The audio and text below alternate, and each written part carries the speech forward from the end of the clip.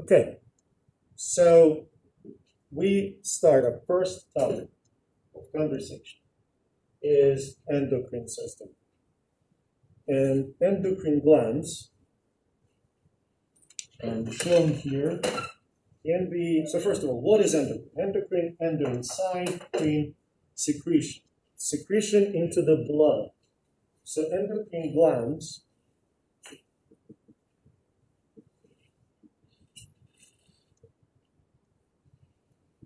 they produce hormones.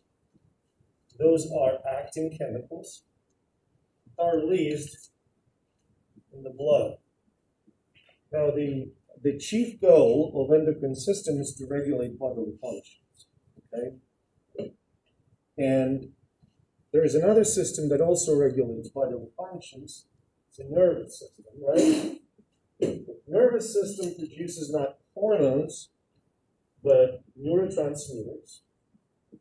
Interestingly enough, one molecule can be either neurotransmitter or hormone, depending on where it is.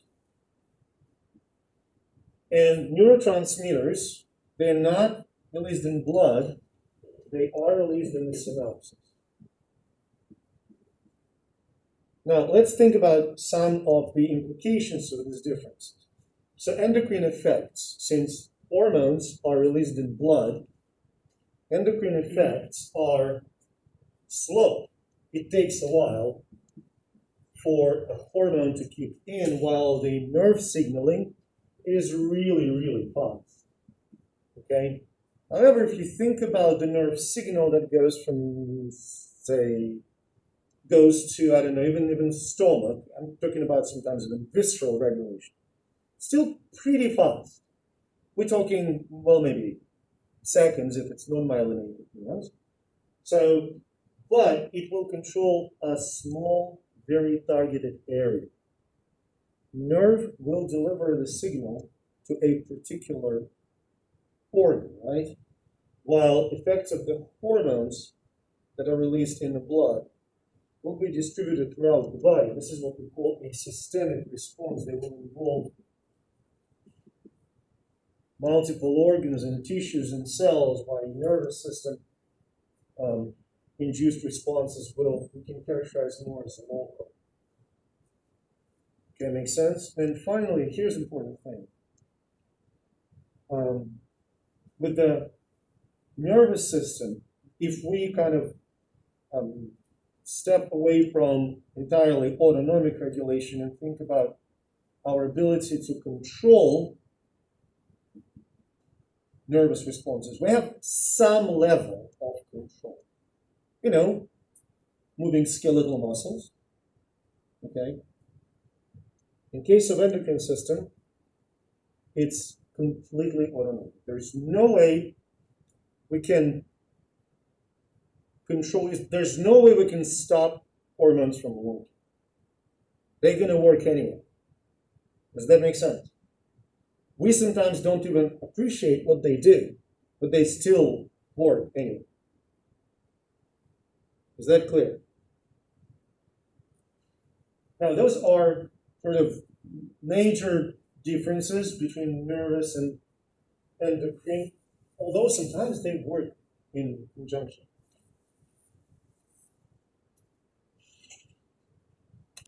So, hormones. Good. Hormones can be divided into two large groups based on their solubility. One group is lipid-soluble hormones.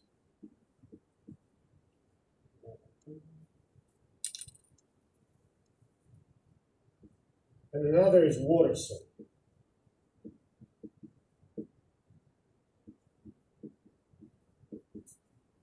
Lipid-soluble hormones include three categories.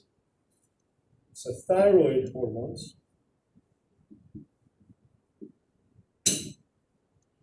steroid hormones, and the group of hormones called eicosanoids, which That's the first and last time you encounter this term. So these two are going to be the ones that we're going to talk about a lot.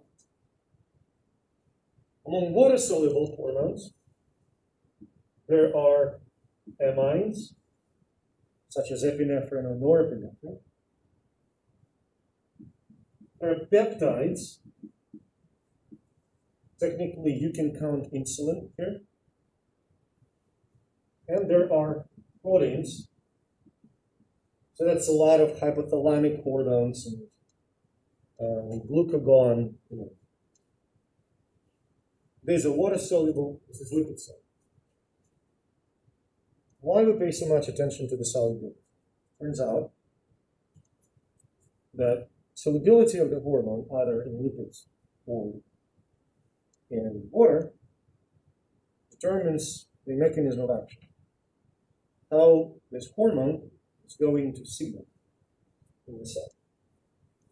And first, I want to discuss the general mechanism of signaling for water-soluble hormones.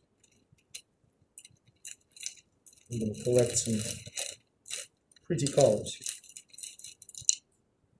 So let's draw the cell. So it's going to be lipid-soluble hormones, the mechanism of action.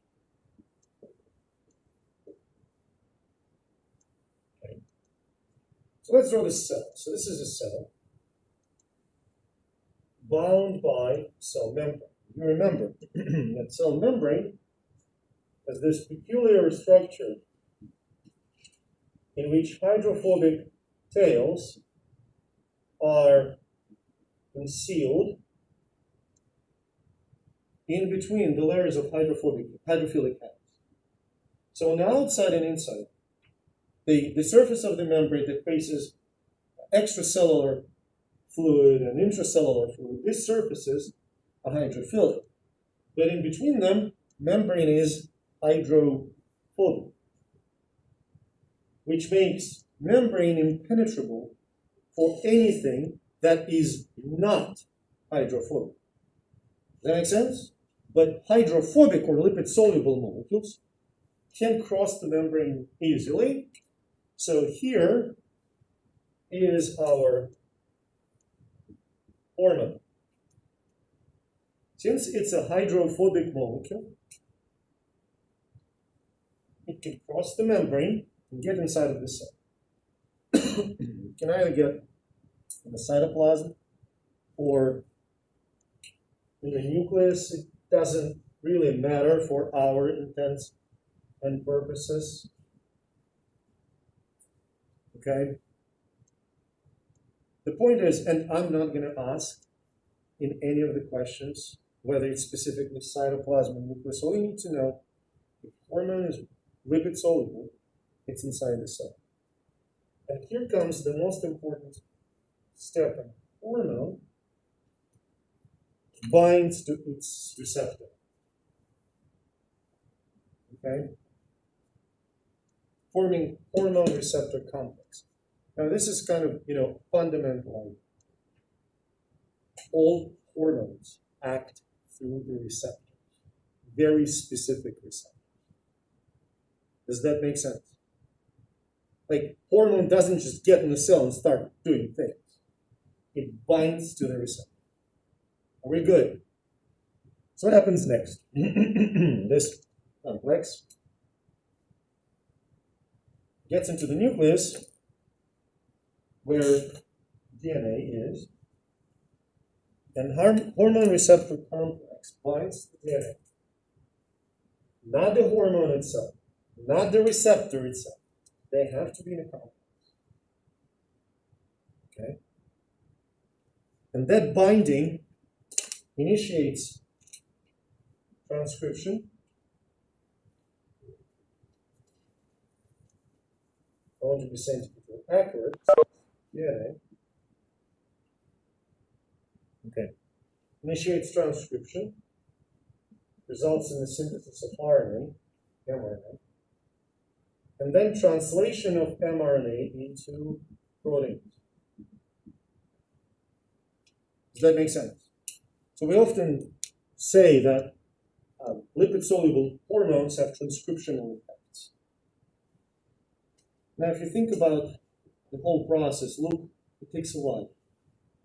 Diffuse through the membrane, bind to the receptor, get into the nucleus, bind to the DNA, transcribe DNA into mRNA, translate mRNA into proteins. So usually effects of lipid-soluble hormones, they are kind of on the slower side.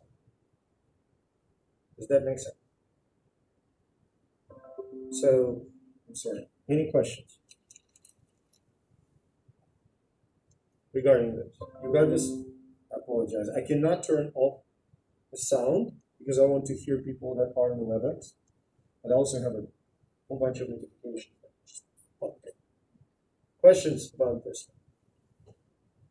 Good? Okay, now let's take a look at water-soluble hormones.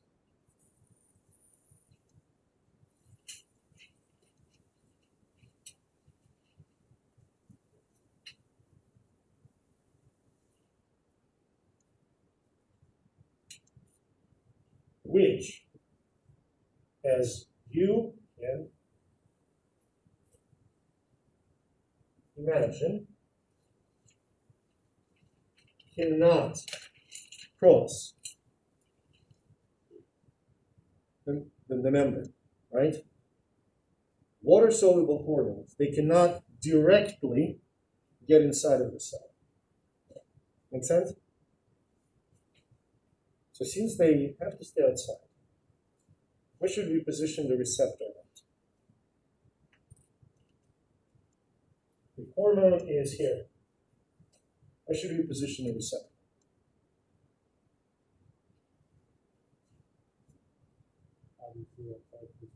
Bingo. We need to put it right here on the cell surface, right?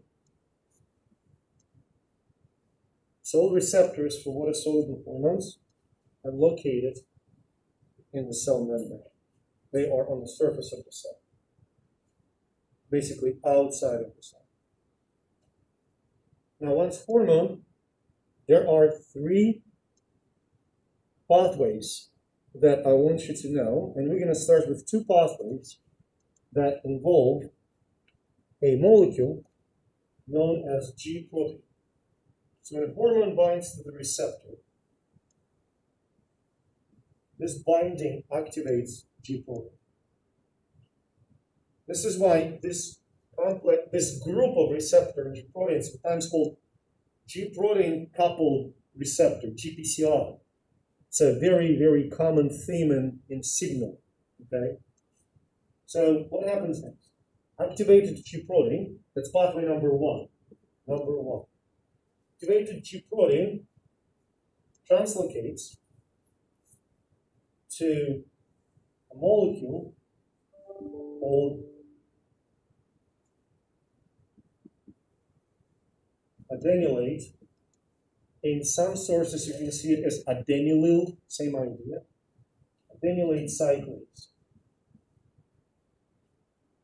And activated G protein activate adenylate cyclase. Activated adenylate cyclase uses molecules of ATP to produce a signaling molecule known as cyclic AMP.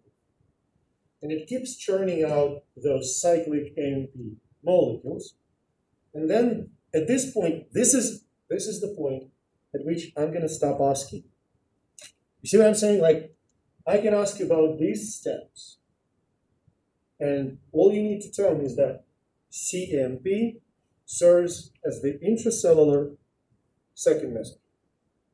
Intracellular signaling molecule that can activate multiple signaling pathways in the cell. Does that make sense? So, hormone binds to the receptor, that binding activates G protein. G protein activates adenylate cyclase.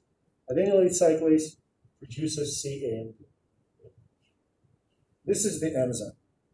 So it can produce a gazillion of these molecules every second or minute.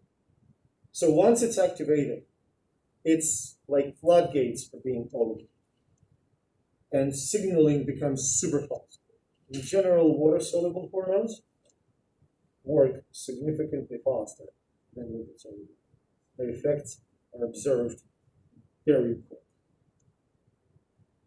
Good? Now, I'm going to use that same binding scheme. Another pathway in which G protein is involved deals with the molecule of another enzyme. So G protein will bind to the enzyme known as not PLS, but PLC. PLC stands for phospholipase C.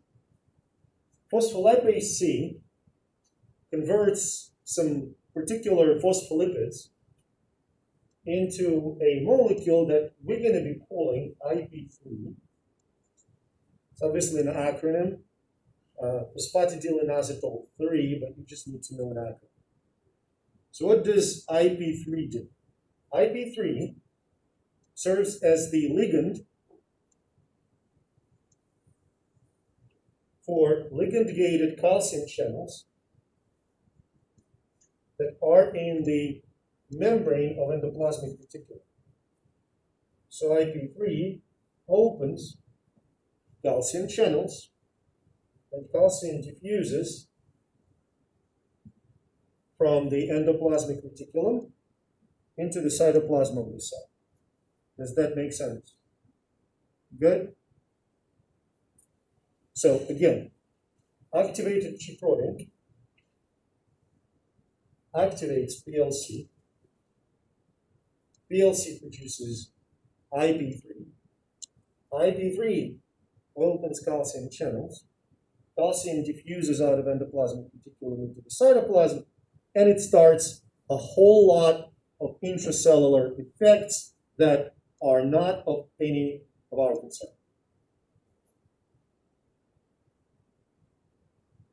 Good? Got it? I'm gonna say the phrase, do you have any questions once we got the third one? So the third one. This is much simpler. So you've got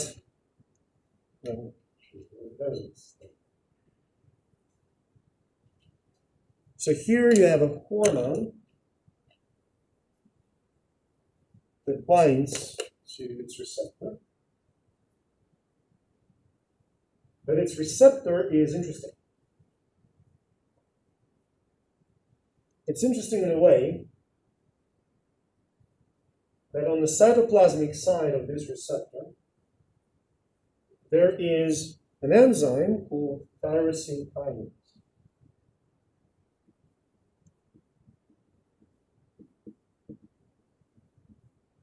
You don't have to pay attention to the tyrosine portion. There are reasons why it's tyrosine kinase. Doesn't matter. But the kinase, what does kinase do? Turns out kinase is an enzyme that can take a protein and a molecule of ATP, and using ATP as the source of phosphate,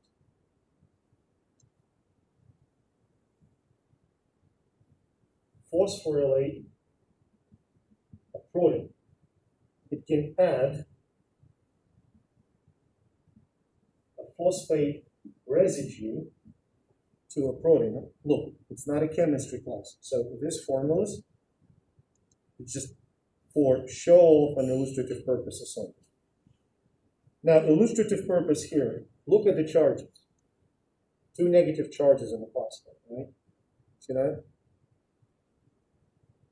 Protein itself contains a lot of charged residues.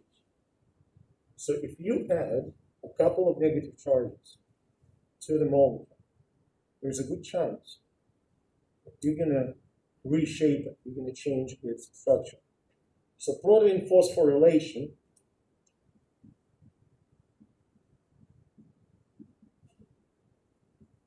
Protein phosphorylation results in the alteration change of the protein structure, therefore function. Protein can be activated or inhibited for that matter.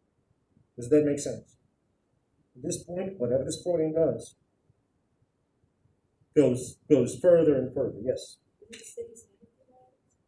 It can be dephosphorylated at some point. But for now, when it's in active form, it has the phosphate. Basically, it's a good question. If another enzyme removes the phosphate, it goes back to its inactive form. Does that make sense? Questions? So, the protein with the phosphate and the charge at the bottom of it. So the protein always changes to a particular shape, like the same shape all the time. Because, protein, a specific protein, has its own unique structure, always. And this phosphate isn't slapped anywhere. It is slapped. It's a really good question. This phosphate is slapped, is attached to a very specific place on that protein. Does that make sense? So what you have in the end is a very precise structure with a precisely located phosphate.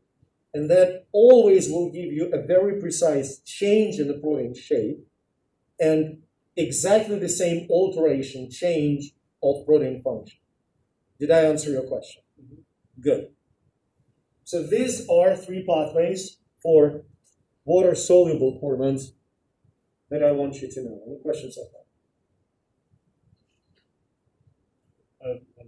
Go ahead. I love it. The PLC one, where's the receptor on that? You need another receptor, I kind of forgot.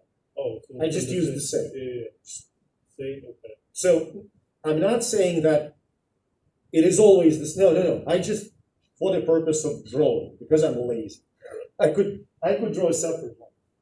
Actually, to your question, as far as I remember, glucagon utilizes both pathways. So glucagon receptors will activate G protein that will activate both adenylate cyclins and PLC, and they will have separate effects, like just not opposite, just parallel effects. This pathway will go somewhere, and this pathway will go somewhere. Got it? Good? Okay. So we got this out of our way. I wanted to address a couple more things before we're going to get to our first thing. Practically all hormones have production and their effects establish negative feedback loops. Okay? Vast majority. Two exceptions, two hormones that actually are involved. Hormones that are involved in positive feedback where signal is amplified. One pretty normal is oxytocin, regulation of the delivery, the contraction. And during ovulation, estrogen and luteinizing hormone in females, they establish positive feedback. So one amplifies another. This is what ovulation is. I am not aware of any other positive feedbacks in endocrine system. Now, how hormone production can be triggered. So triggers. Triggers can be hormonal, which, like one hormone initiates the production of another hormone, right? For example, gonadotropin releasing hormone stimulates the production of gonadotropin. Pretty straightforward. Triggers can be neural. Some kind of a nerve signal. When you're stressed, long-term stressed, that eventually leads to the generation of cortisol. So we can say that cortisol indirectly is under the neural trigger. Make sense? And something that for some reason sometimes puzzles people, humoral triggers. Insulin production is stimulated by the changes in glucose levels. That's humoral. Humor from Greek is fluid. Levels of antidiuretic hormone are controlled by the osmolality of extracellular fluid, whether you're losing blood or losing water or drinking water. Okay? Another example of humoral regulation. Levels of atrial natriuretic peptide can change in response to sodium levels. Another example of humoral regulation. Basically, changes in the internal environment and concentrations of different chemicals. So far, that makes sense. Now, let's go fairly briefly over the anatomy of the lymphatic system. Interestingly enough, there is I'm going to stand there. I'm going to stand here because I forgot that it's important. There's not really, look at those boxes with blood vessels. That is a connected system. Heart, blood vessels, they all are connected to each other. Make sense? Think of your respiratory system.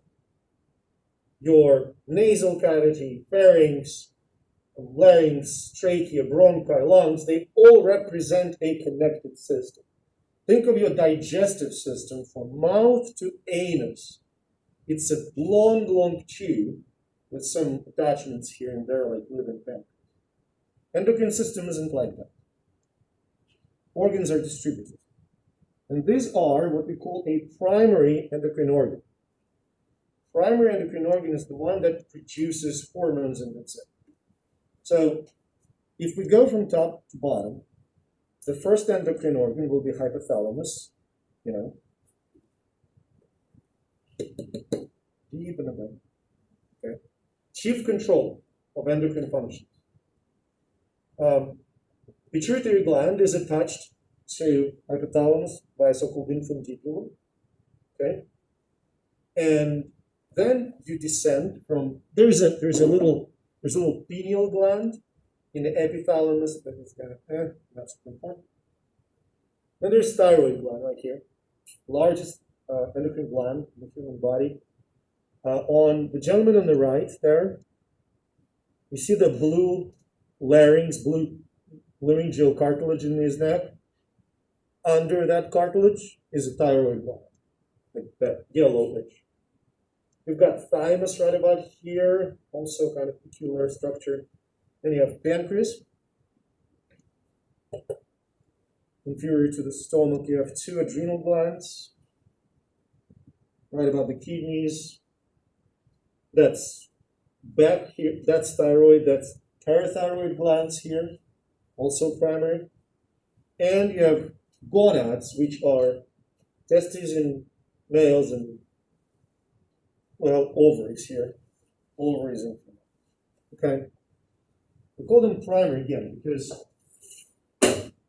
production of hormones is their chief function. Secondary endocrine organs have some other function. Let's say your heart produces atrial natriuretic peptide. Heart pumps blood, but also produces hormones on the side. Your liver is the main metabolic organ, but it produces thrombopoietin, produces angiotensin 1, angiotensinogen. So secondary endocrine organ.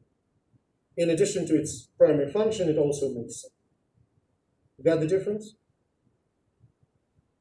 Now, before we go on the break, I'm going to talk about my least favorite topic here, the detection of the organ. I'm going to go slow, and if you do not understand, please stop me, and we'll discuss. So we're going to talk about two methods. First method It's called radioimmunoassay.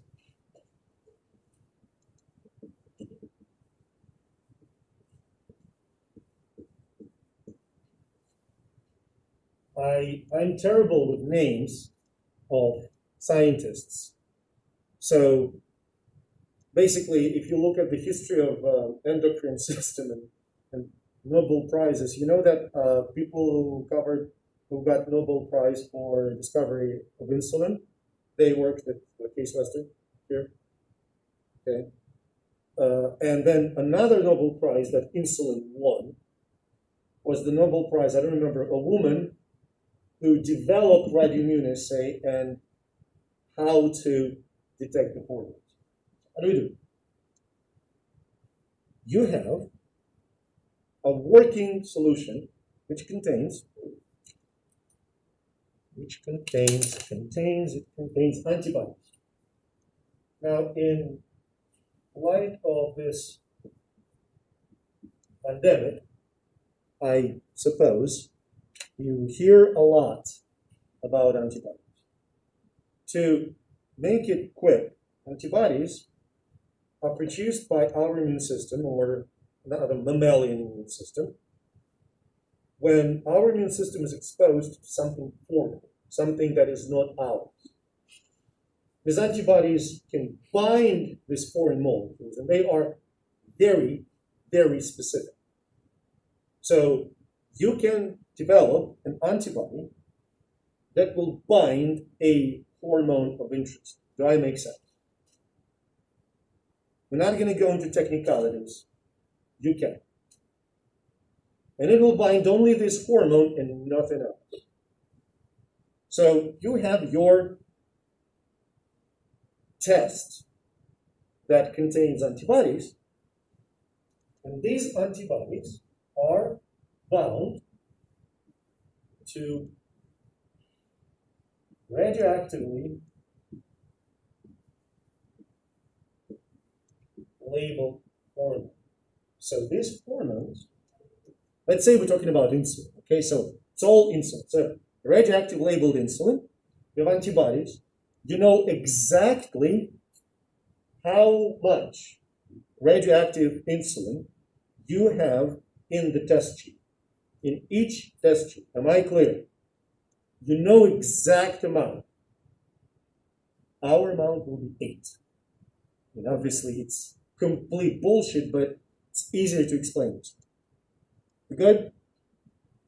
And then you take a test tube which contains antibodies and radioactively labeled hormone, and you add a patient sample that also contains insulin, but you don't know how much.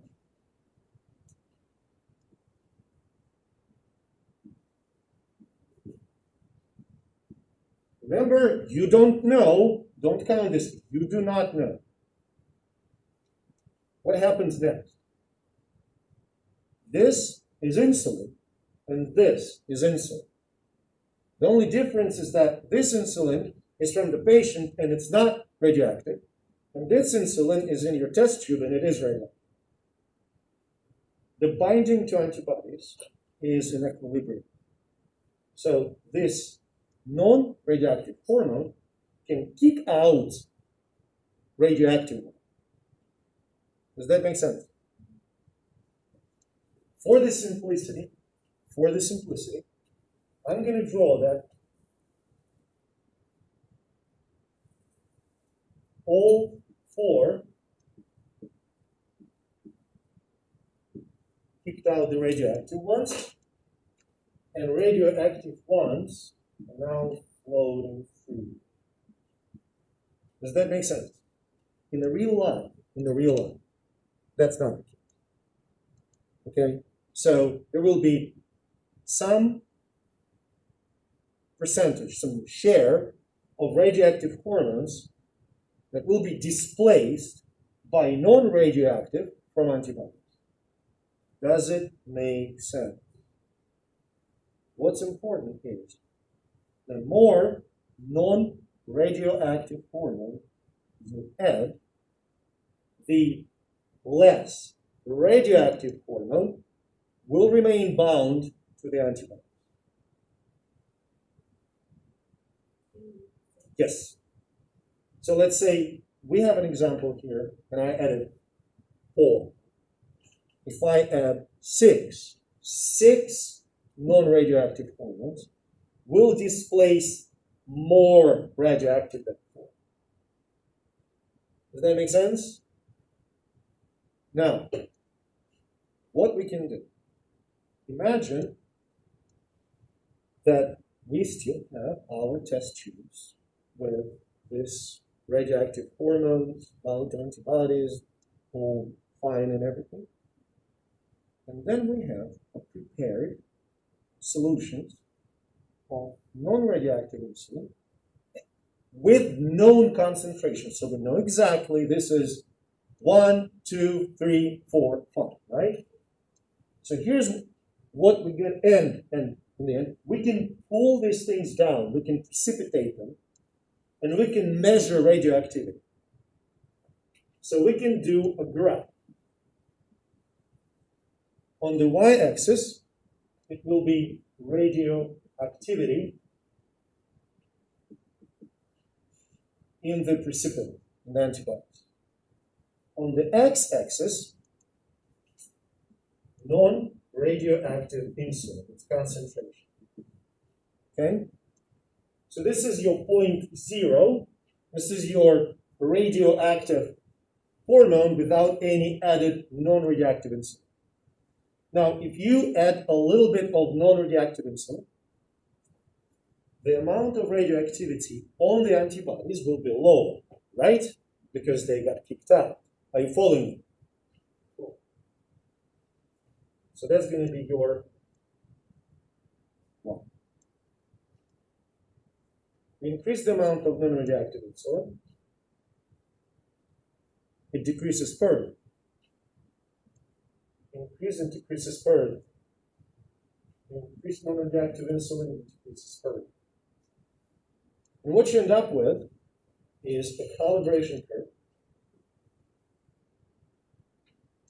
that shows you how radioactivity depends on the concentration, amount of insulin that you add to your test tubes. And then you get a patient sample, and this patient sample, that's patient, and this patient sample, when you measure the radioactivity is this.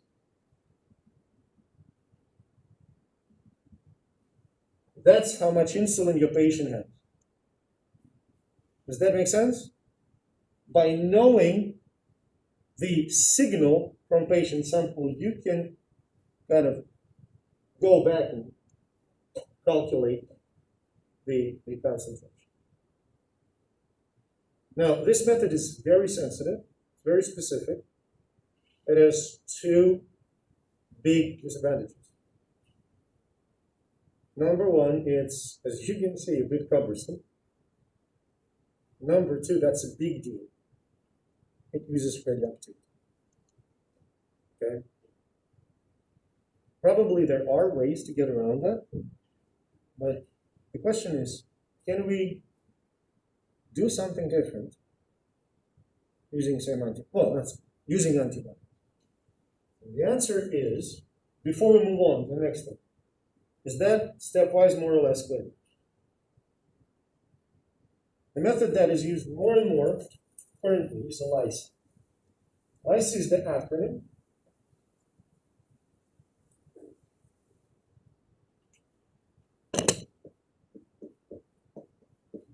standing for enzyme linked immune absorption assay. You don't need to know that, but to kind of clarify for you,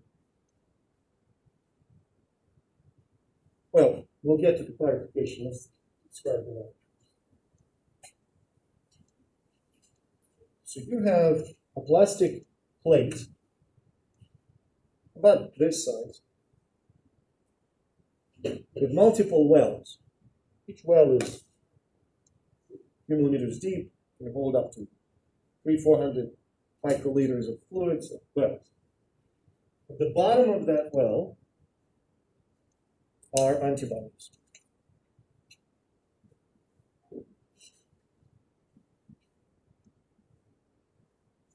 Okay? So you take your sample, which contains your hormone, okay?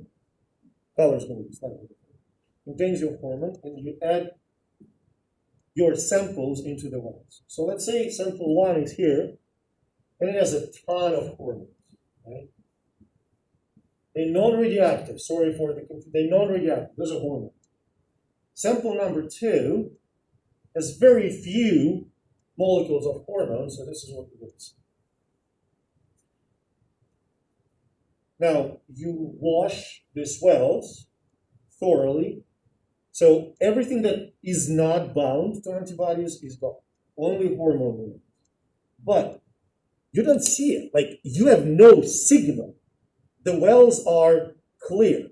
So you need to add something that will produce some kind of a signal, color change, or maybe fluorescence or luminescence. So you take a second set of antibodies,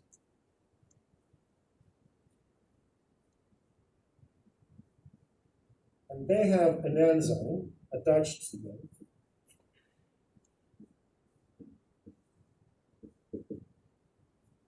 Okay? And this enzyme will produce some kind of a signal, as I mentioned, color change, fluorescence, luminescence. And here's what I wanted to illustrate. The more hormone you have, the stronger the signal. Does that make sense? And you can do that same calibration curve as I showed you before, and then use it to find, and what's really cool, the relationship usually is linear. So if you increase the concentration of hormone twofold, the signal goes up twofold. Does it make sense? So you can build, it's not going to be a curve, it's going to be a straight line, and using that more or less straight line, you can figure out what is the concentration of hormone in your patient sample. This is a really cool method because it can be easily automated. Okay, so you can measure multiple samples at the same time. Okay, I used this method to measure leptin in the serum of mice that I worked with in adiponectin, and I have 30 samples or something. I run one plate. It takes me, with all the washes and incubations, 3.5 hours, and I have an answer. And I do everything by hand. When it's automated, you can run hundreds of samples in a day, not thousands. Okay? So this is how would you measure hormones in the lab at the level of Cleveland Clinic. So, questions?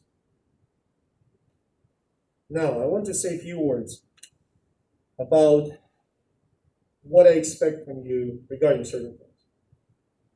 When I do the lists, like these are the primary ones, memorize them. And I will try to focus here in the classroom on memorization as little as I can, because you can do it without.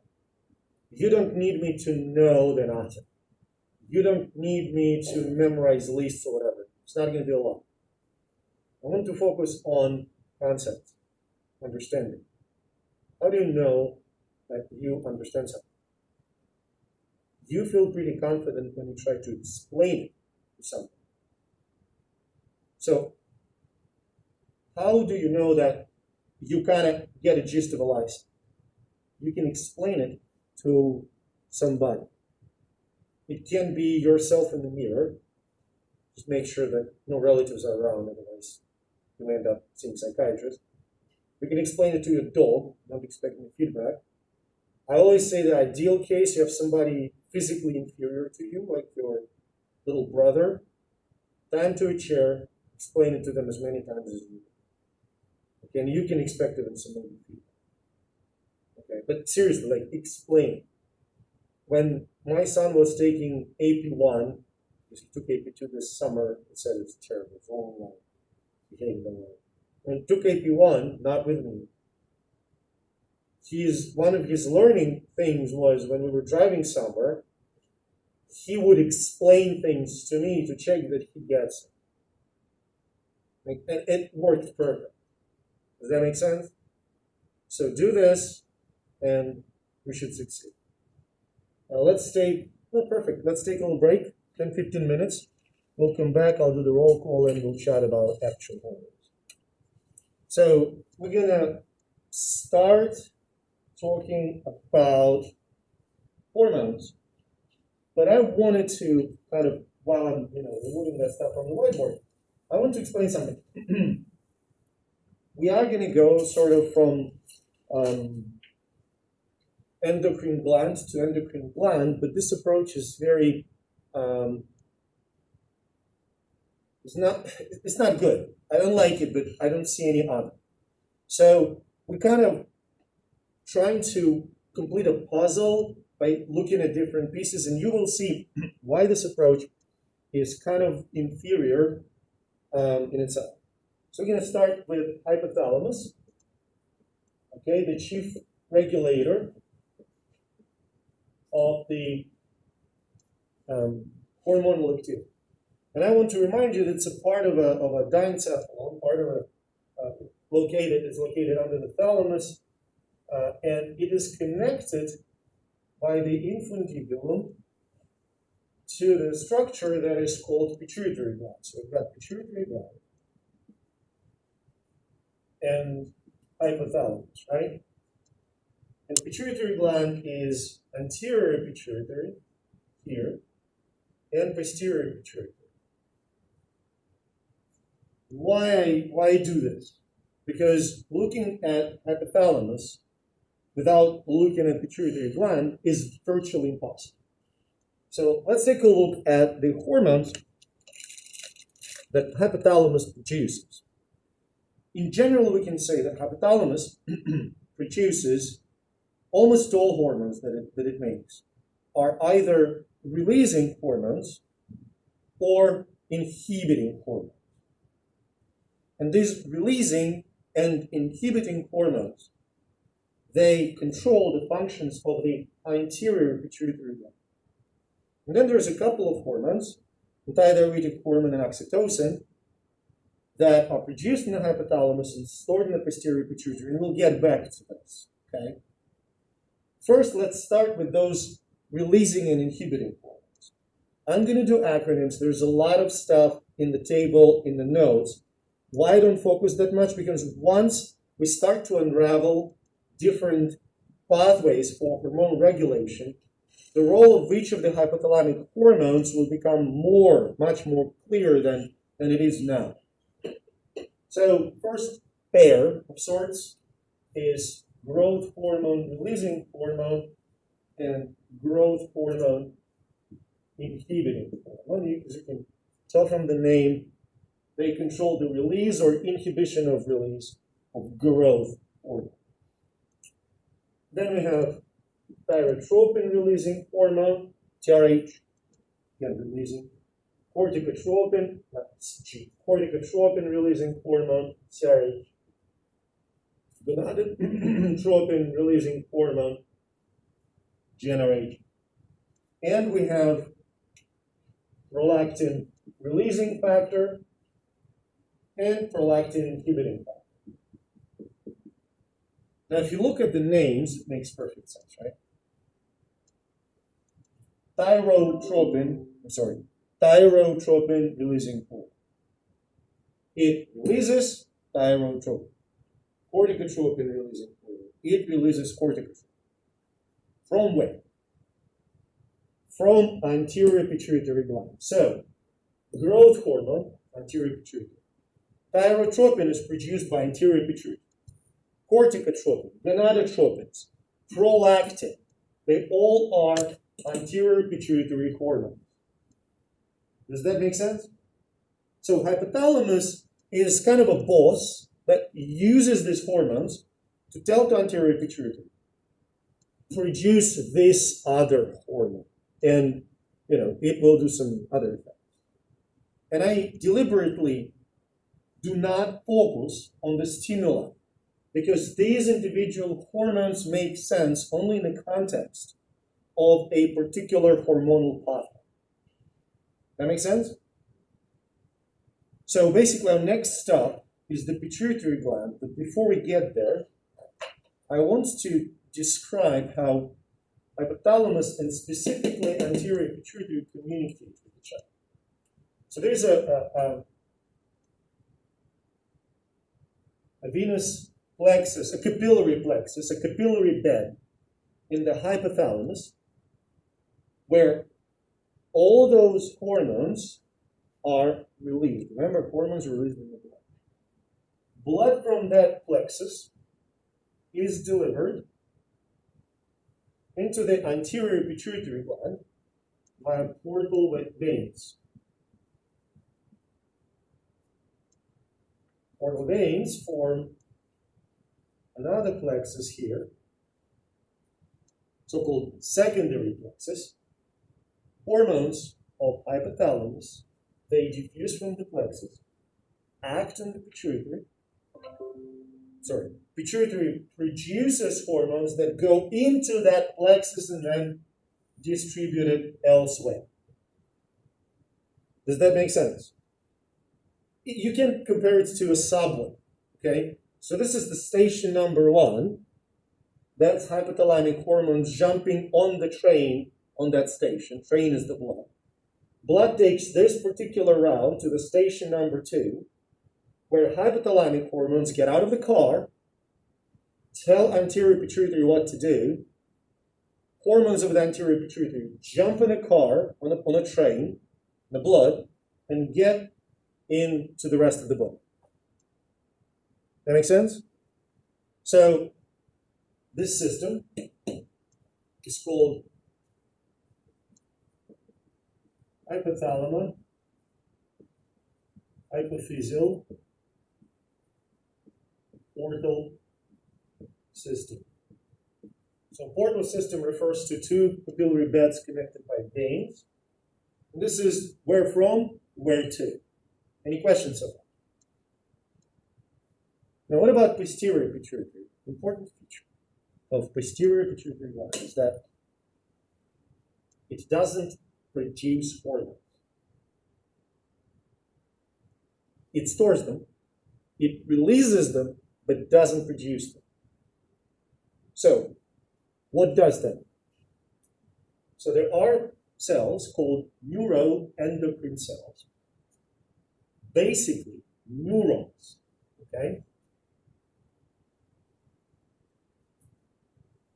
that extend by infundibulum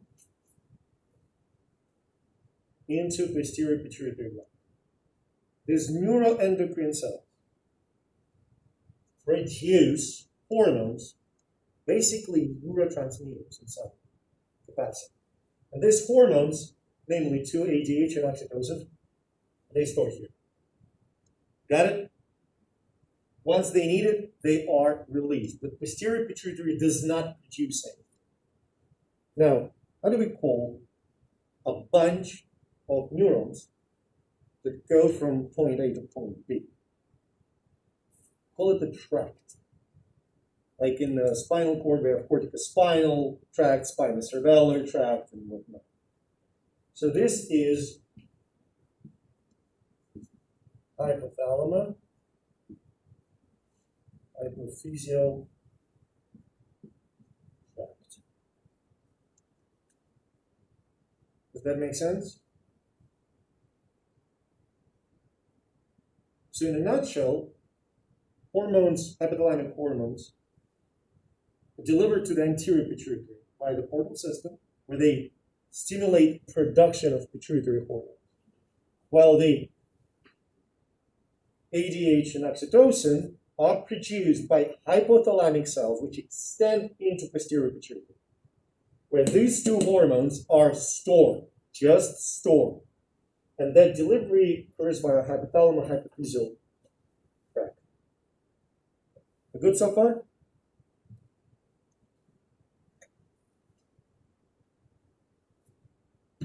So you may expect, like, if I would be you, I would expect, okay, we are going to talk. Just give me 1 second, I think somebody's got it. You can say, probably is going to talk about pituitary hormone. Well, I'm going to talk about exactly one pituitary hormone, growth hormone, because others we will discover later in different signaling capacities. So we're going to start with growth hormone. And it's a great example of how you can represent hormonal signaling using flow charts.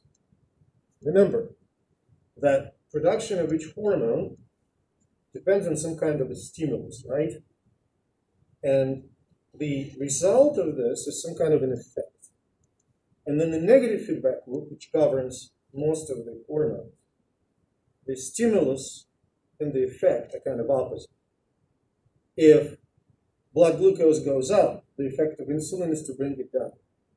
If blood glucose goes down, the effect of glucagon is to bring it up. So if you know the stimulus, you can figure out what's going to be the effect opposite the stimulus. Do I make sense? And vice versa. So in this case, I'm going to first demonstrate what are the effects, and then we will try to figure out what stimulates this whole axis that leads to the production of growth hormone. So it all starts in the hypothalamus, which produces growth hormone releasing hormone. Now this hormone travels through the hypothalamus hypophyseal tract and acts on which gland? Anterior pituitary gland. An anterior pituitary gland produces growth hormone. Now, growth hormone has two types of effects. One effect is a direct effect, and another are indirect effects. We're going to start with direct effects. Growth hormone stimulates, first, release of glucose in the blood. FYI, if in any of my drawings I write something like glucose goes up, or sodium goes up, or potassium goes up, refer to the blood. I just skip the word blood, okay? Glucose goes up, and lipids are going to be broken down. Now, we didn't talk about it, but maybe from other biology course or something.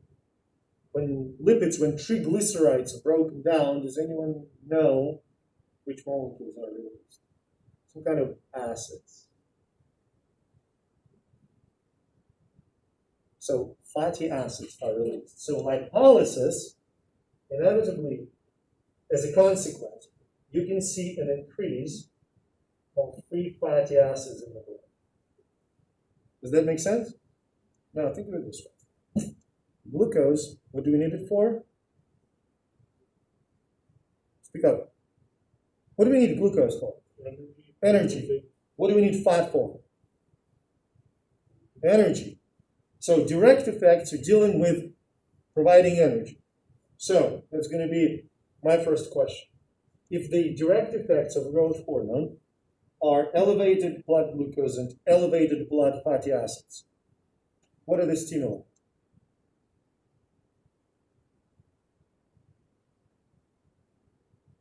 Remember, negative feedback. So if the result is glucose up, fatty acids up, the stimulus should be, bingo, both of them, reduced glucose, reduced free fatty acids. Okay, that would be a stimulus. Does that make sense? Got it? Now what about indirect effects? Indirect effects, interestingly enough, are mediated by another organ, which is liver. In response to growth hormone, liver produces another set of molecules. Technically, those are hormones called insulin-like growth factors, IGFs. So this is why we call it indirect, because it's not growth hormone itself. it's another set of hormones that stimulates things like protein synthesis, cell proliferation, meaning cells become more numerous, and in general, growth of muscles and bones, mostly bone, muscles to some extent. Now, let's get to some of. You got these effects before we move on? Got this? Proteins. What are the elementary building blocks for proteins? What are they made of? Amino acids. Good.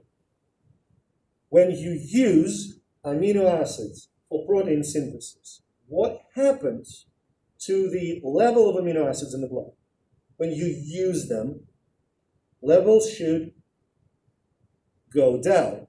So basically that's result. They go down. So what will be if, as the result of this insulin-like growth factor, amino acid levels will go down, then the stimulus will be elevated blood amino acids. Does that make sense? Good? Now we're going to elaborate on a couple more things, which is really cool. We're figuring things out. Lower glucose and lower fatty acids. Your energy storage, your energy molecules become depleted. You use energy for what? Do you use a lot of energy now? Would you use a lot of energy in the gym? This will be an effect of exercise. After you exercise, your blood glucose and blood-free fatty acids go down. And exercising directly stimulates growth hormone. How can you increase your blood amino acids? What can you drink? Huh? Protein shake, yeah. So when you go to the gym and you lift, that's one stimulus for growth hormone. And when you drink your protein shake afterwards, that's another stimulus. Does that make sense? Now think on the opposite side, people with obesity. Usually they have elevated free fatty acids. So obesity is the inhibitor of growth hormone production. Does that make sense? Got it? Now, these hormonal axes, they establish negative feedback not only through the stimulus and the effect, they also establish negative feedback through the inhibition by hormones themselves. So look at this. If you take IGF will inhibit growth hormone. That makes sense. It will inhibit growth hormone releasing hormone, and it will lead to increased production of growth hormone inhibitor.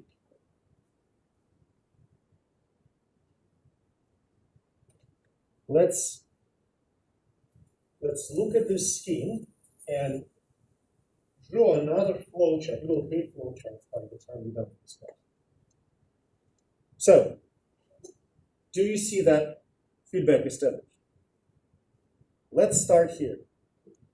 GH, RH goes up. How does it affect growth hormone? The answers are basically up or down. So when GHRH goes up, growth hormone goes, of course it stimulates. You see, it's stimulating. So growth hormone goes up. When growth hormone goes up, how does it affect IGFs? Remember, arrow means stimulates, X means inhibits. So when growth hormone goes up, how does it affect IGFs? Don't ask, come on, it's 50-50. Yeah, stimulate, so IGFs go up, right? But when IGF goes up, how does it affect growth hormone and GHRH? Yes.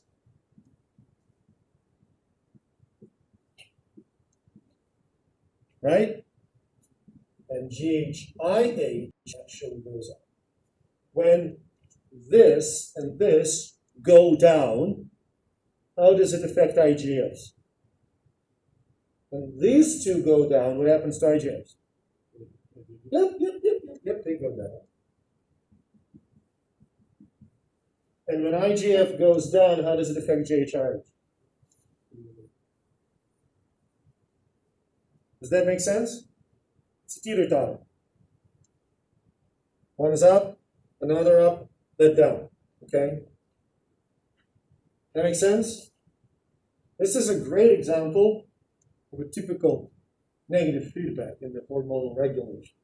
And I'm telling you up front, I'm going to ask this. So I can give you a hypothetical scenario in which, say, imagine that somebody, a person, receives artificial IGF as an injection.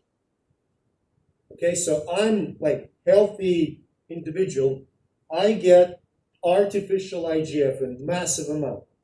How is it gonna, what is gonna be an outcome? What you can see. And you can see if I receive IGF in massive amounts and you measure my hormonal levels, you can see decreased GHRH, decreased GH, elevated GHI. Does that make sense? There will be a lot of questions that basically will be dealing with these scenarios. How change of one component of the hormonal pathway affects other. Does that make sense? Good? Questions? Let's talk about fun stuff. Diseases. Diseases are always fun stuff. Four main hormones. Conditions are associated with hormonal signaling. It's either too much or too little, right? So in case of growth hormone, we have to separate what happens during the childhood versus what happens during an adulthood. So in childhood, if there is too much, it leads to gigantism. 9 feet tall people, there you go. They die early because usually they have associated cardiomyopathies. Their heart just doesn't comply with the requirements. If growth hormone is too low in childhood, called pituitary dwarfism. If you ever watched Austin Powers franchise, Mini-Me, the actor that plays this character, has pituitary dwarfism. In adulthood, lack of growth hormone in adulthood is rare and usually is associated with some kind of a brain trauma that depletes basically pituitary gland. So it's not only growth hormone, it's a bunch of other stuff going on. But generally, people become obese, lethargic, stuff like that.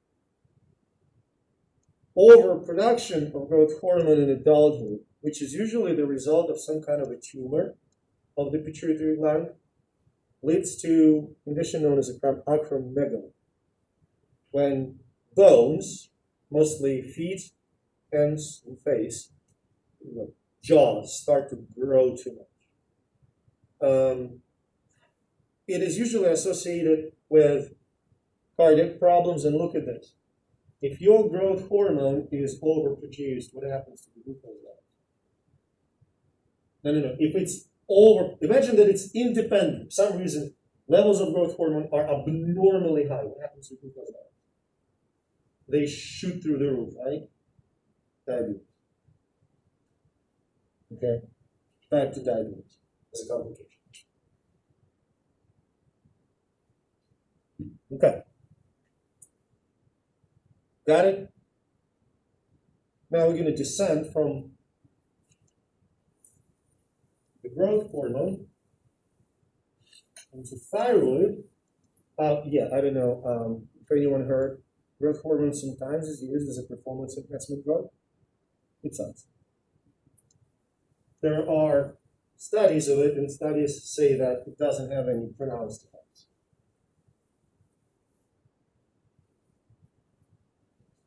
So, let's do thyroid. Go ahead.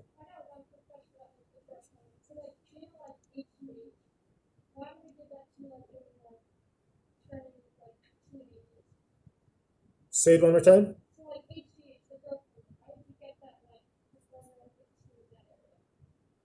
Oh, why you have a spike? Well, you mean the growth spurt? Oh,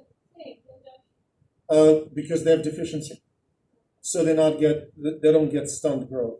Yeah, thank you for the question, first of all. And the thing is, I know a kid. I'm going to pause it first. Thyroid. Very elegant regulation, but we're going to start not with the regulation. We're going to start with the synthesis of thyroid. In your PowerPoints, PDFs, whatever, you can see the thyroid gland and anatomy. I'm not going to touch on that. I want to describe the synthesis. So in the notes, you probably looked at them. Thyroid gland consists of multiple follicles. So it's an empty, well, not empty. It's a sort of a bubble which is filled with a colloid protein called thyroglobulin. And around that bubble are follicular cells. Simple cuboidal epithelium, okay, follicular cells. So follicular cells, together with a follicle, are responsible for synthesis of thyroid hormone. This is how they happen. So this is the blood vessel. Okay. This is a follicular cell. Okay. And here is the follicle. I'm not drawing anything, but here's the follicle. That makes sense? So in the blood, there's an iodine that you receive from food, the salt. Got it? Iodine gets transported into a follicular cell where it is reduced to iodine, and then iodine gets transported into follicle where it is being used to chemically modify a tyrosine residue, an amino acid, tyrosine, that is a part of thyroglobulin.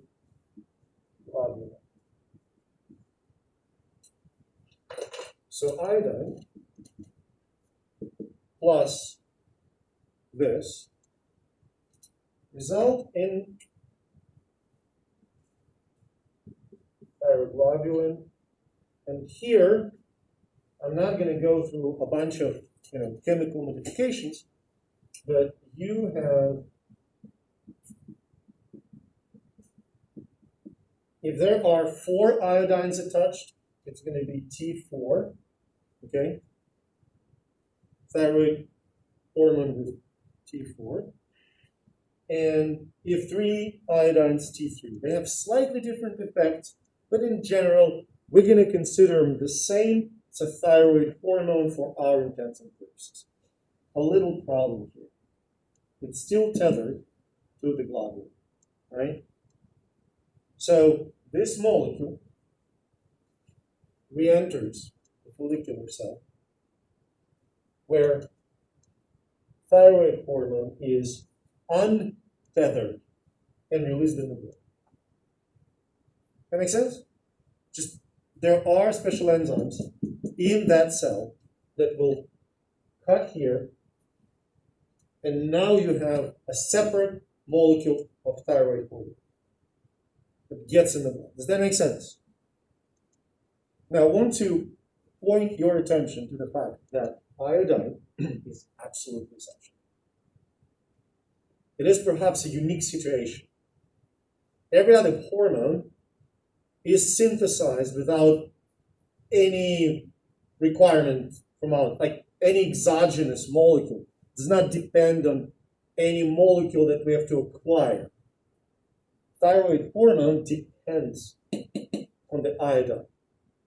And in some cases, it may have some pretty dire consequences, okay, for folks. This part. Moving on. Got it?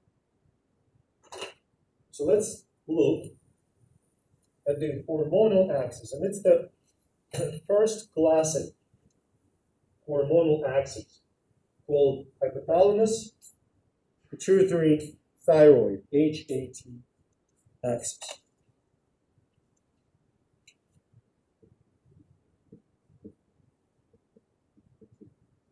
Sorry, not HAT, HPT, HPT axis. As usual, it all starts with hypothalamus. Now this time I'm not going to hold you in the dark about the stimulus. Stimulus is decreased basal metabolic rate. So basal metabolic rate is the rate of energy consumption that you have at a complete relaxation. Basically, if you lay down 24 hours not doing anything, seriously, just not moving, the amount of energy that you're going to burn of 24 hours is your basal metabolic rate. There are multiple ways to calculate it. We're going to talk about it. If you're curious, more or less reliable, I'm not going to ask this, no math here, but 1 calorie per kilogram per minute. Okay? So you can calculate in a day. No, not a minute, an hour, I'm sorry. 1 calorie per kilogram per hour. So 24 hours for 80 kilogram male, which is something like 178 pounds, okay? That will be approximately 2,000 calories. If you do nothing. Got it? Females, 0.9 calories per kilo per hour. Because females have less muscle tissue, more fat tissue, so they metabolically they use less energy. So in response to the lowered BMI, hypothalamus produces TRH. Now, I don't think I have to explain that RH stands for releasing hormone, right? T, in this case, stands for thyrotropin, right? Now, it's kind of an unusual name, okay? But what does that mean? It means that TRH releases thyrotropin. Does that make sense? From where? Which gland should I put here next? P stands for anyone? P, huh? Pituitary. You know what? Can you just signal? Because of the masks, I have no idea who is talking. It's so weird. So we have anterior pituitary gland that releases hormone called TSH, and it is also called thyrotropin. So let's break down this name. Thyroid. Tropin is the direction. So this hormone acts on tropin, thyroid gland. It goes to thyroid gland. TSH stands for thyroid stimulating hormone. This hormone stimulates thyroid gland.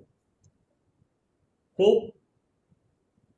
Thyroid gland produces thyroid hormone. How does thyroid hormone changes the BMI? If it was low in the beginning, it will be show it. Come on, people. Don't hesitate. I'm not going to bite you. I'm going to eat you. What's the problem? So if it was low in the beginning, what's going to be in the end? Upper, yes. Higher. Okay? What does that mean, higher BMR? You will start burning more energy. What it's going to look like? Heart rate will go up. Your blood pressure increases. Your cellular metabolism increases. Start break down fats, blah, blah, blah. Become more active. Right?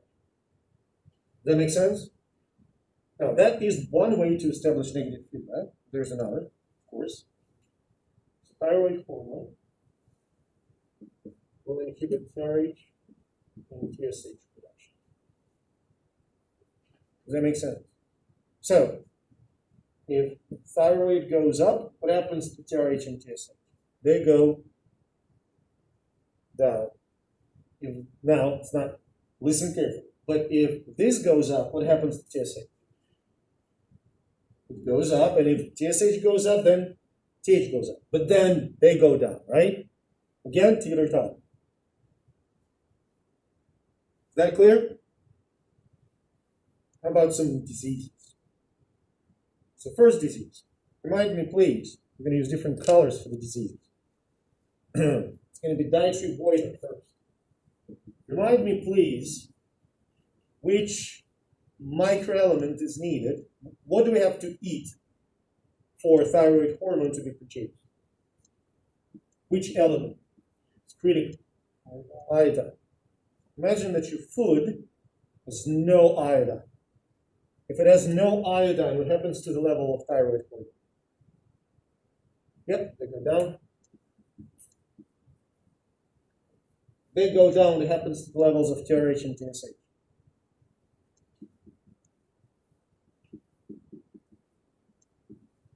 Now, TSH, a lot of TSH stimulate your thyroid gland.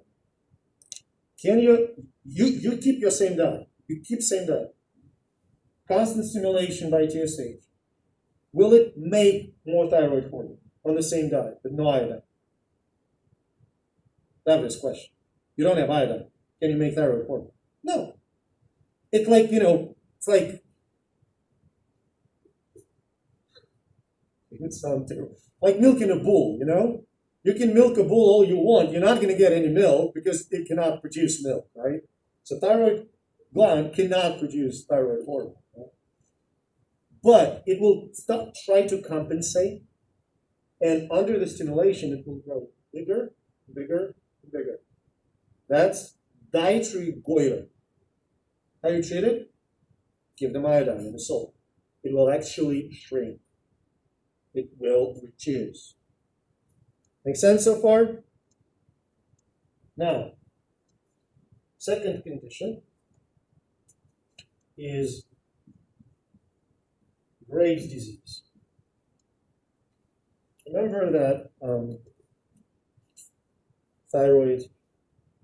that every hormone has to bind to the receptor. Right? So imagine you have some very peculiar antibodies that can bind to the receptor, the TSH, in the thyroid gland and stimulate it.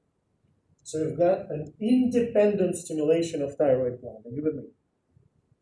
If you independently stimulate thyroid gland, what happens to the levels of TH? You keep on nudging it to produce more TH. What happens? They go. You stimulate thyroid gland. Yeah, they go up. So TH goes up. If TH goes up, what happens to the levels of TSH and TRH? They go down. But the fact that they go down doesn't mean anything because you have an independent stimulation. Does that make sense?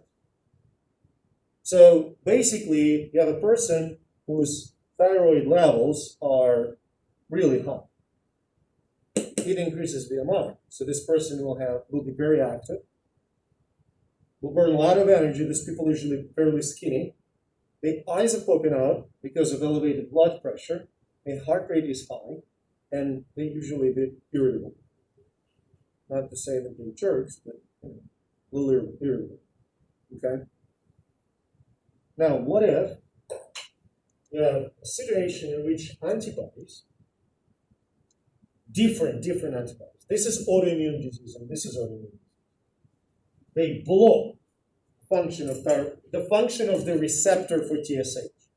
They do not let TSH to stimulate thyroid gland.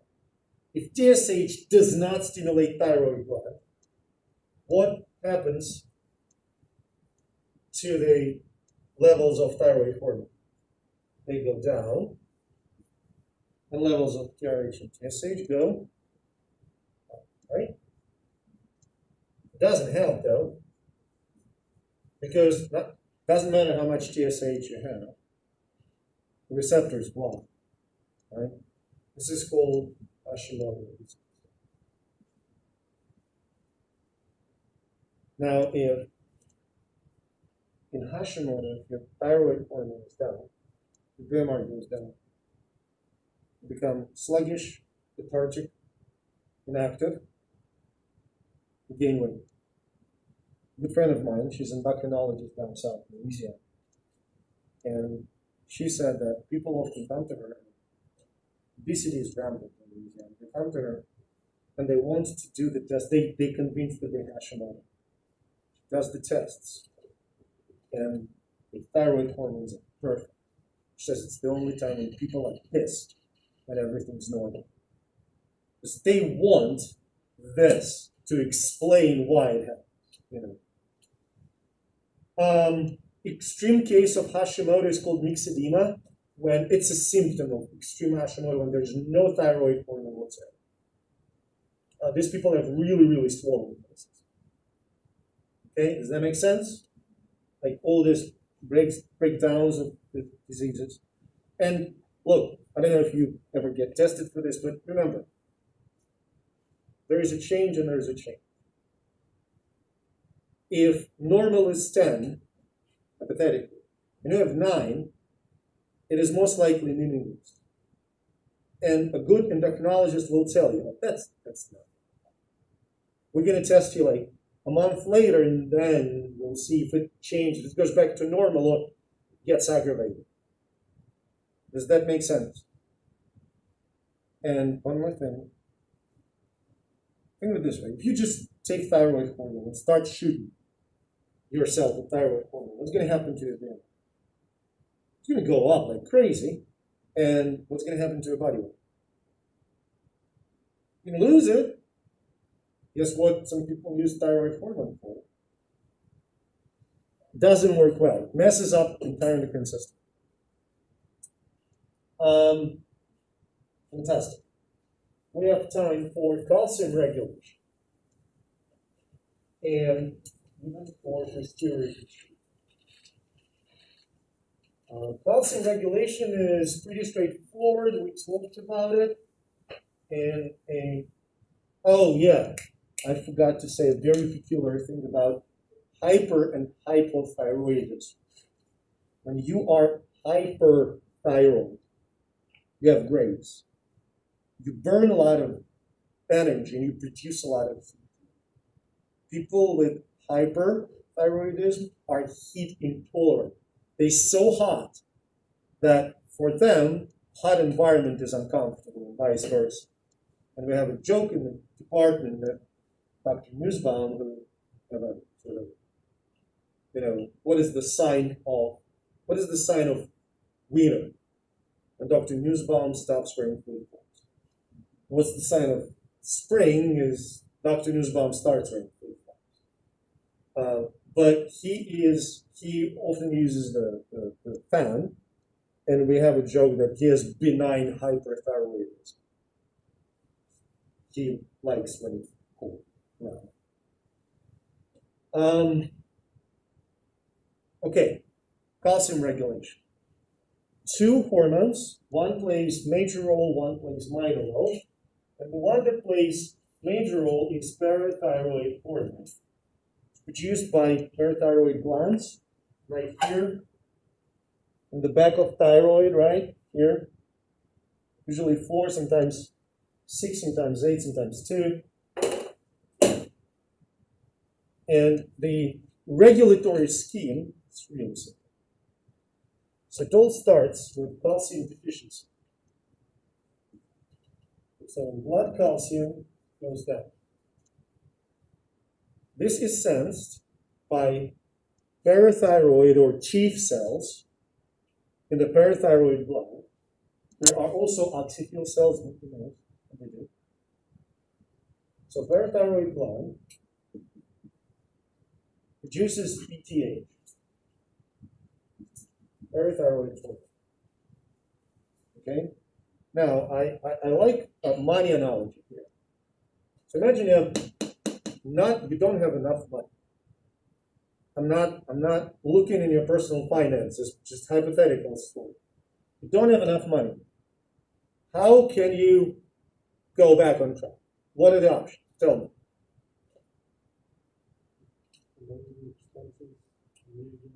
Okay, lower your expenses, excellent. Raise your income, there's a third option. Good, almost. Well, you can tap in your savings account, almost still, right? So you can tap in your savings account. So, PTH will stimulate osteoclast activity. So it will increase bone resorption. This is stealing or tapping in your savings account. Make sense? It will also decrease calcium excretion in the kidneys. Now, you may find instead of decreased calcium excretion, increased calcium reabsorption. This is spend less. Okay? So instead of throwing all that calcium out with the urine, you start kind of keeping it yourself. And then earn more. Not direct. To explain the concept of earning more calcium, we need to invoke another hormone. So your skin, in response to UV light, produces vitamin D, but it's not activated, which ends up in the kidneys. And parathyroid hormone activates vitamin D in the kidneys. That makes sense? And activated vitamin D, I'm going to put an asterisk, activated vitamin D stimulates increased absorption of calcium in intestines. So you start to pick more calcium out of the intestines. That makes sense? So again, 3 effects, 2 direct, 1 indirect. Direct effects: increased bone resorption, tapping and savings, decreased excretion of calcium, or you can say increased reabsorption, spend less, and earn more. Activate vitamin D in the kidneys, so activated vitamin D will stimulate taking calcium from the food. That makes sense? Now, I'm going to say a few words about what if you have too much calcium. So, here. That's going to be calcitonin. So, too much calcium sensed by parafollicular cells in the thyroid glands. Parafollicular, not follicular, different set of cells. Parafollicular cells produce calcitonin, and calcitonin leads to increased calcium deposition in the bones.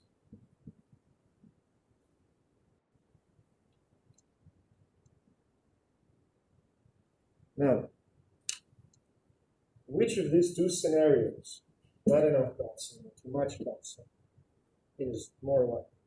What frankly is going to be? it's more likely that you are on some crazy shit diet, which does not have enough calcium.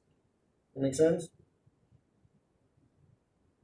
And calcium is so critical in cellular signaling, nerve transmission, muscle activity, that parathyroid hormone works really fast and really efficiently. Okay? Excess of calcium is really, really rare. It should be some, I cannot even fathom, without involving parathyroid tumor, I cannot think of like how can your dietary do that. Because all excess calcium you will pass. With urine or with feces doesn't matter. Okay? So effects of calcitonin are pretty weak. That makes sense so far. A couple of things that I forgot to mention. So far we covered growth hormone stuff, thyroid, PTH, and calcitonin. So growth hormone, water soluble, thyroid, lipid soluble, hence the intracellular signaling. These guys, water soluble. Okay. Make sense? So abnormalities associated with PTH, well, pretty rare parathyroid tumors, will lead to overproduction of PTH and brittle bones, a lot of calcium, which leads to sluggishness, muscle relaxation, and stuff. But it's rare. I'm trying to think of any other really important. Well, the deal is that, in fact, if you have chronic hypocalcemia, very moderate but chronic, PTH levels will be elevated. And if it's chronic, PTH levels will keep elevating. If for some reason the higher levels are insufficient, they will keep going up. And that may lead to terrible devastation to your bones. Does that make sense? So this is pretty straightforward feedback loop, isn't it? I mean, not enough calcium, PTH affects calcium. So last thing for today that I wanted to briefly cover, the posterior pituitary, just because I can squeeze it in like 10 minutes. So I'm not even going to draw calcitonin, oxytocin stuff. It is stored in the posterior pituitary when uterine contractions happen and fetal head presses on the cervix of the uterus. Cervix stretches sensed by mechanoreceptors. Mechanoreceptors send the signal back to the pituitary to release oxytocin. Oxytocin stimulates the contractions further, which increases the pressure on the cervix, which leads to even wider dilation, which leads to more signaling to posterior pituitary, more oxytocin, more contractions, more stretch, more signal, more oxytocin, birth. Positive feedback. This one, does that make sense?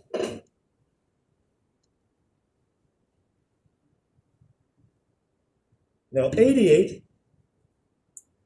is, well, take a look at the name. ADH, diuretic hormone. Anyone knows what diuresis means? It's as uresis, urea, diuresis, a process of doing what? Huh? Don't say it out loud, just show me. Diuresis is what? Urinating. Yeah, urinating, perfect. With B, okay? And diuretic hormone prevents you from urinating, right? For what reason? To keep which essential chemical in your body? It's the thing that you can live 3 days without. You can live 3 minutes without oxygen. Yes, water. Thyroid hormone essentially conserves water by preventing you from being attacked. Does that make sense? Huh? It kind of prevents you from wasting it. Okay? So it keeps water in. And it has to keep the water in if you lost it. And usually you lost it due to the dehydration. Does that make sense?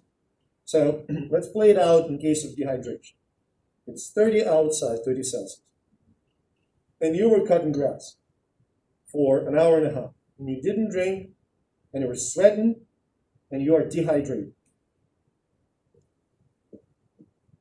So you lost water. You lost water from the extracellular fluid, and when you have fluid with certain solutes and you lose water, what happens to the concentration of those solutes? Goes, increases. Excellent. We call it increased osmolality. So osmolality of extracellular fluids goes up. Okay? This is sensed by osmoreceptors, receptors that sense the concentration, and it leads to the release of ADH. ADH acts on kidneys, and kidneys start to retain water. Does that make sense? So they keep water in. Since they retain water, how does it affect the osmolality? If you keep water in, osmolality starts to go down, and that's your negative feedback. Okay, if you want to play it in terms of overhydration, just flip all the arrows. You drink a lot of water, decreased osmolality, no ADH, kidneys do not retain water, you feel like crazy. So if you're dehydrated, how does your pee look like?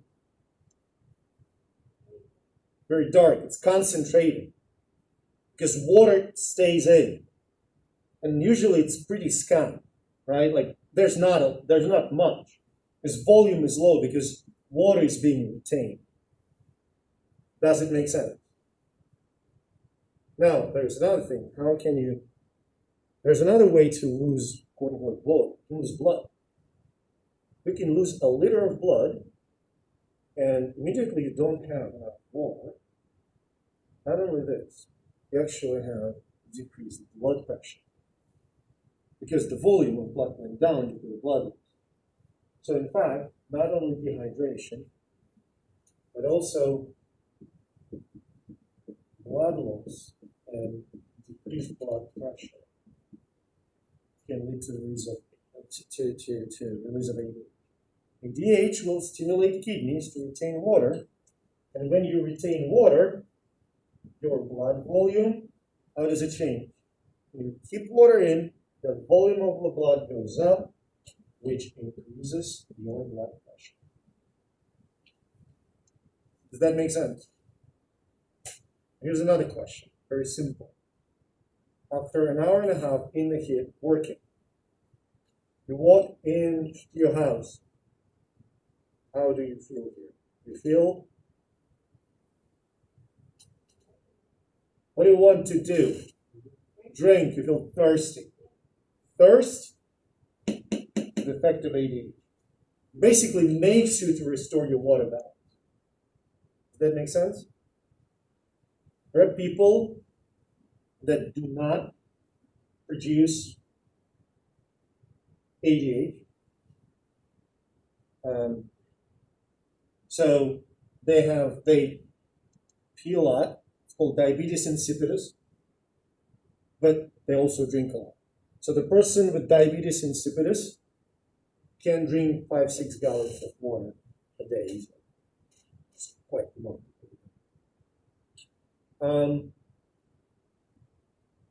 wanted to say something really good. Oh, yeah. Well, if you under the age of 21, then I didn't say anything. But seriously, imagine that you have 5 pints of water and you drink them all very quickly. What's going to happen about 20 minutes later? You're going to run to the restroom, right? Because of the sheer volume of water, because of overhydration. Imagine you drink 3 pints of beer in the same time span. Same thing is going to happen 20 minutes later. You're going to run to the restroom, right? Here's the tricky part. And I consider you healthy, you well hydrated, everything's good. You take 3 shots of vodka over the same period of time. Volume is small. The amount of alcohol is the same. It's going to happen 20 minutes later. You're going to run to the bathroom. Although volume doesn't really predict that. Turns out that alcohol inhibits the normal release of ADH. When ADH is gone, kidneys do not normally retain water, and you start being profused. So if you drink alcohol, like strong alcohol, volume-wise, it's not a lot, but you will be peeing a lot, and it will be very diluted and voluminous urine, right? And if you don't compensate for that water that you pee, you get dehydrated. And dehydration is a huge part of hangover that you feel next morning. Okay? So it shows you how, like, knowing the inhibitory pathway for a hormone explains the effects of sort of common behavior that we have. And last sort of, when we say no ADH, all in ADH, it's not true. All hormones are produced all the time and are released all the time. You can detect baseline levels of hormones, but you have baseline level of ADH. But if you dehydrate it, ADH is going to go up. If you overhydrate it, it's going to go down. And then when your water balance is restored, it goes back to baseline. Am I clear? Don't take it as yes, no. It's more of a, again, pendulum. We good? We're going to wrap it up for today because our next one is adrenals, pretty large. So I will see you on Wednesday. This has been recorded